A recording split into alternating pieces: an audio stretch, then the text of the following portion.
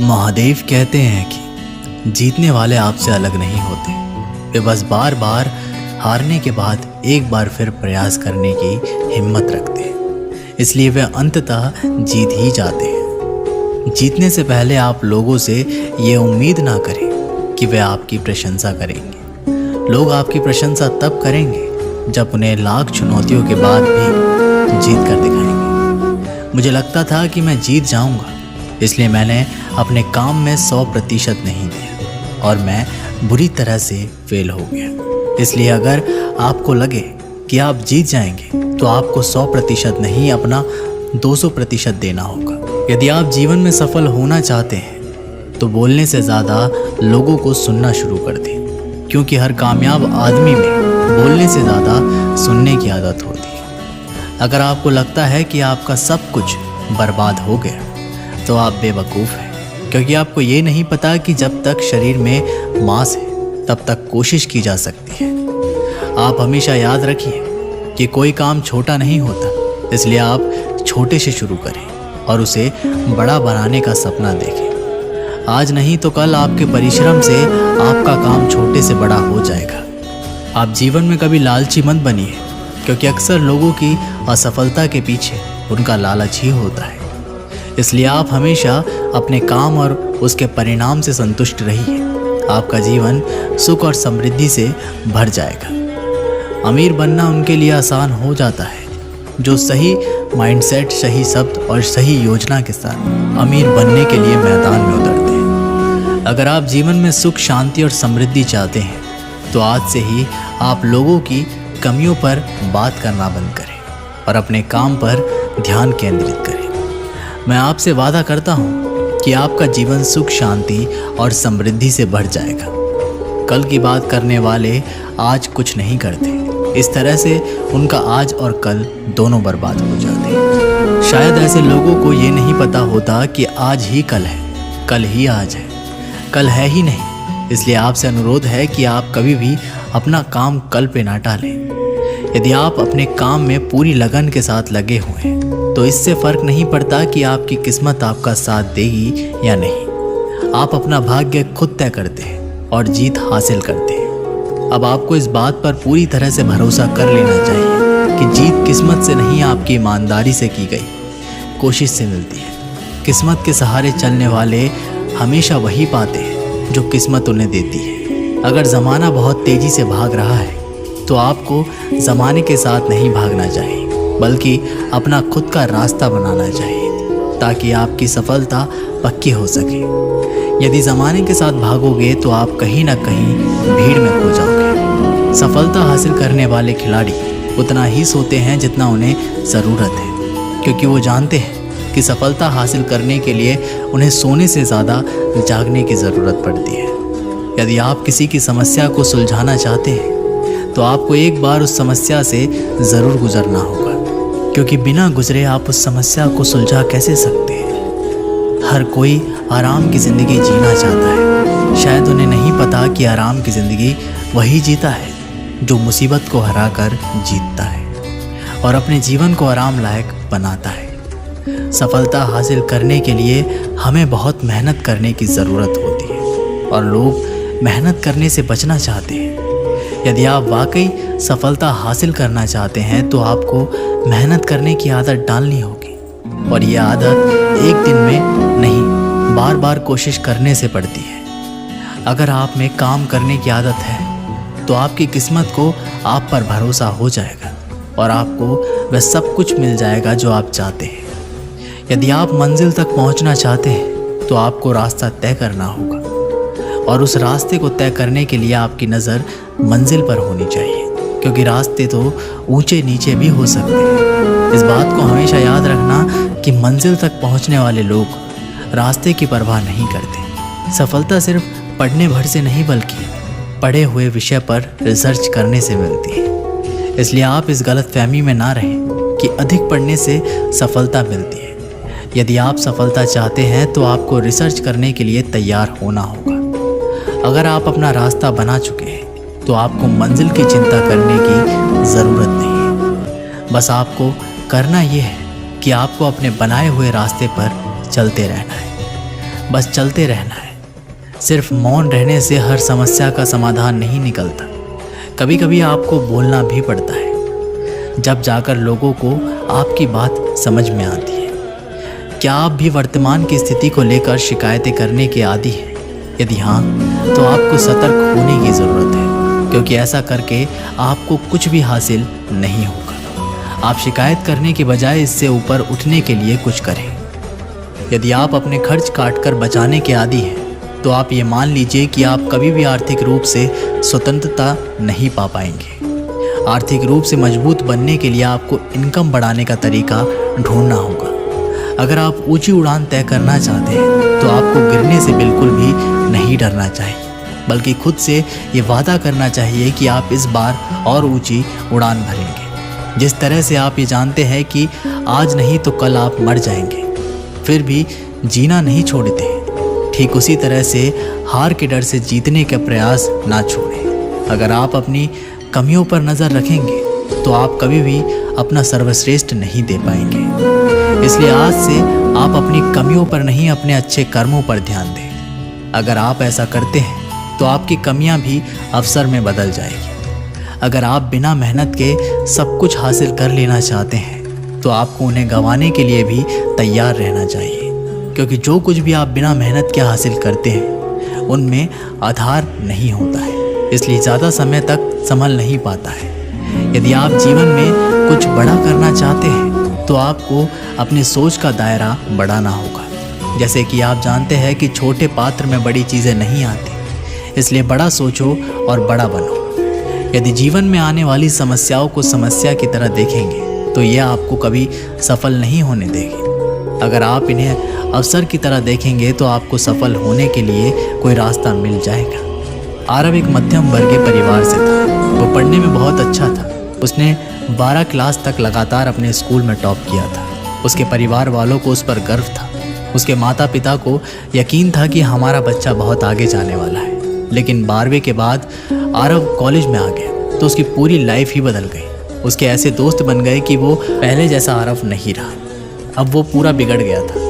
वो घर वालों से झूठ बोलकर पैसे लेने लगा और अपने दोस्तों के साथ देर रात तक पार्टी करने लगा था।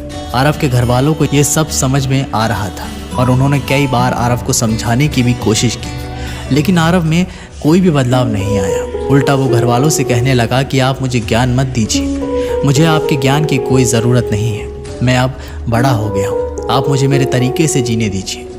दिन ब दिन आरव और भी बिगड़ता जाता, लेकिन अब घर वाले उससे तंग आ चुके थे, इसलिए उसे कुछ नहीं बोलते। 6 महीने के बाद जब पहले सेमेस्टर का रिजल्ट आया, तब आरव एक सब्जेक्ट में फेल हो गया था। ये बात आरव के ईगो को हर्ट कर गई कि जो लड़का 12वीं तक टॉप करता आ रहा था, वो कॉलेज में कैसे फेल हो सकता है। ये फेल होने वाली बात उसके दिमाग में इतनी आ गई थी कि वो घर में बंद हो गया, एक कमरे में रहने लगा, घर वालों से बात करना बंद कर दिया, यहाँ तक कि उसने दोस्तों के फ़ोन उठाना भी बंद कर दिया और उसने बाहर आना जाना सब कुछ बंद कर दिया। आरव धीरे धीरे पूरी तरह से डिप्रेशन का शिकार बन चुका था। उसे लग रहा था कि उसकी लाइफ में अब करने के लिए कुछ नहीं बच रहा था। आरव जिस स्कूल में पढ़ता था, वहाँ के अध्यापक को ये बात पता चली। उन्होंने आरव को अपने घर पर डिनर के लिए बुलाया। आरव को डिनर पर जाने का बिल्कुल भी मन नहीं था, लेकिन स्कूल के समय से उस अध्यापक का आरव के साथ अच्छा संबंध था और आरव मना भी नहीं कर सकता था, इसलिए वो चला जाता है। अध्यापक के घर पहुंचकर आरव ने देखा कि उसके अध्यापक बगीचे में बैठे हैं। ठंड का मौसम था, इसलिए वो अपने हाथ तपा रहे थे। आरव अपने अध्यापक के साथ जाकर बैठ जाता है। अध्यापक ने उससे पूछा कि आरव बेटा, क्या हालचाल है, तुम्हारी पढ़ाई कैसी चल रही है। 15-20 मिनट हो गए, लेकिन आरव ने कोई जवाब नहीं दिया। अध्यापक को लगा कि अब मुझे कुछ करना होगा। उन्होंने कोयले का जो टुकड़ा जल रहा था, उसे मिट्टी पे फेंक दिया। वो कोयले का टुकड़ा थोड़ी देर के लिए जलता रहा और बाद में बुझ गया। ये देखकर आरव बोला, आप ये क्या कर रहे हो। कोयले का टुकड़ा अग्नि में धधक रहा था और वो हमें गर्मी दे रहा था। आपने उसे बाहर मिट्टी में फेंक दिया और उसे बर्बाद कर दिया। अध्यापक ने कहा, मैंने कहाँ बर्बाद किया है। ऐसा बोलते हुए अध्यापक ने कोयले के टुकड़े को उठाया और उसे वापस अग्नि में डाल दिया। थोड़ी देर के बाद से फिर वो कोयले का टुकड़ा जलने लगा। अध्यापक ने कहा, बेटा मैं तुम्हें यही समझाना चाहता हूँ, ये जो कोयले का टुकड़ा है वो तुम हो। जैसे ये कोयला मिट्टी में गिर गया था, वैसे ही तुम गलत संगति में पड़ गए थे। जैसे कोयले का टुकड़ा फिर से अग्नि में डालने से जल गया, वैसे ही तुम भी वापस ठीक हो सकते हो। तुम्हें बस इस कोयले के टुकड़े की तरह फिर से जलने की ज़रूरत है। तुम्हें अपनी जीवन शैली बदलनी होगी और दोस्ती भी बदलनी होगी। मैं तुम्हें बस इतना ही समझाना चाहता हूँ कि तुम गलत संगति में आ गए हो और तुम वापस पहले जैसे बन सकते हो। अध्यापक की बातें अच्छे से समझ चुका था और उसकी लाइफ बदल जाती है। दोस्तों, ये वीडियो यहीं पर समाप्त होती है। आशा करते हैं कि आप लोगों ने इस वीडियो के माध्यम से बहुत कुछ सीखा होगा। मिलते हैं आप लोगों से एक नई वीडियो के माध्यम से। तब तक के लिए बहुत बहुत धन्यवाद। हर हर महादेव।